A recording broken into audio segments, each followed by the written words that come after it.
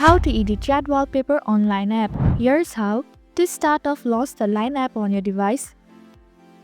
Next, tap on the settings icon in the top right corner to open your app settings. Now scroll down a bit to the general section and select chats. Once you're in the chats menu, select chat wallpaper. Here's the fun part. You have 3 options to choose from. Choose the illustration background if you want some personality and creativity, or choose color if you prefer something simple. Additionally, if you want to make it even more personal, click on your photo to select your own photos. Once you have picked the perfect background, hit next. Lastly, you can make any changes to the photo if you want. After making the changes, hit done at the bottom right corner. Finally, click on the apply button to add a new chat wallpaper.